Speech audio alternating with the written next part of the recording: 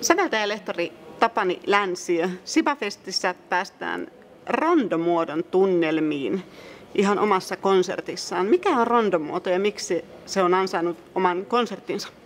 No, sellaisia musiikillisia muotoja on hirveän paljon, mutta niitä ei ole ihan hirveän paljon nimetty. Ja rondomuoto on yksi niistä, jotka on nimetty, joka on hirveän vanha, hirveän perinteinen, hirveän moniulotteinen ja kauhean selkeä ja kauhean helppo. Siis tämmöinen paluun idea, että tehdään jotain, sitten tehdään jotain muuta, sitten tehdään sitä samaa kuin aluksi. Jo siinä meillä on tämmöinen kehysmuoto ja se on nyt, voidaan kutsua yhdeksi rondomuodoksi.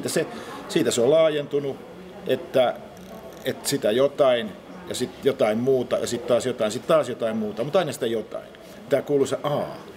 Ja niitä kappaleita on sitten sävelletty paljon viiniläisklassisella ajalla, hyvinkin paljon. Esimerkiksi mä luulen, että kaikki Beethovenin pianokonserttojen finaalit on rondoja. Ja se on niin toisaalta aika vaativa, että se on kekseliäs, kun se paluu, ettei se ole taas toi sama, vaan että se pitää olla joku syy palata siihen.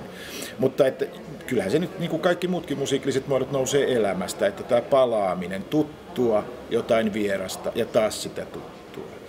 Se esimerkiksi tämä Tuhlaajapojan rondo Raamatusta, niin kai se nyt on aika tuttu. Mitä tässä konsertissa tullaan kuulemaan? Kenen teoksia?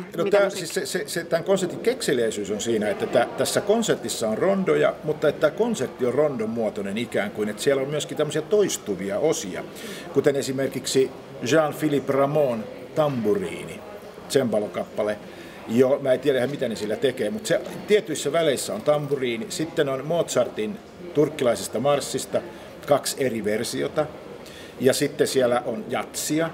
Siellä on Dave Brubeckin Blue Rondo, tämmöinen klassikko 50-luvun lopulta, joka on oikein mainio kappale. Ja sitten siellä on kansanmusiikkia, tämmöinen lauluperinne, joka aina palaa tiettyyn pisteeseen ja taas etenee. Ja jos sanon, niin se on varsin kekseliäs, niin kuin, että se on, siellä ne kaikki kappaleet ei ole ihan rondomuotoisia, mutta että se konsertti on rondomuotoinen. Että aina palataan aiheeseen, sitten tulee joku uusi juttu ja taas palataan niin kuin siihen, ja sitten taas joku uusi juttu. Ja sitten palataan johonkin tämmöinen A, B, A, B, B, C, A, B, C, C, A, B, A. Niin musta se on kekseliästä ja kiva, kun Gustav siitä puhui joskus vuosi sitten, niin mä innostuin ihan kauheasti. Ja sitten haettiin rondoja. Ja siinä on jotain kivaa, että niinku muoto lähtökohtaisesti, että se todetaan, niin se on kiva. Minkälaisia kohtaamisia itse odotat? Sä juonat tämän konsertin ja nyt siellä on sitten näitä musiikin lajeja myös omilta kanteiltaan tulkitsemassa sitä paluun ajatusta. No musta se osa sitä suuremmoisuutta on siinä, että se, että onko se kansanmusiikkia tai jatsia tai klassista tai renesanssia tai muuta, niin sehän ei ole se juttu. Se elämys ei ole sitä, että se on näistä ikään kuin genreistä, vaan se elämyshän on siitä se paluun tunne.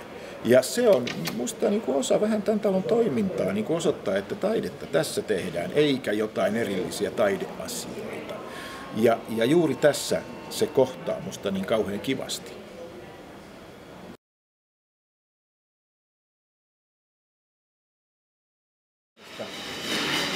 Aha, meillä on B ja C, meillä on 2 A:ta, meillä on 3 A:ta, 2 B:tä ja 1 C.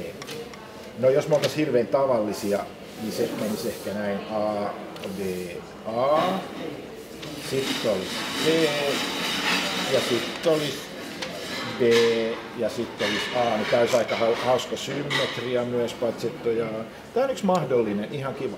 Mutta koska mä en haluaisi olla ihan näin helppo, niin mä kerrotaankin toi B yllättäen ja sitten me tuleekin A ja sitten tulee yllätys.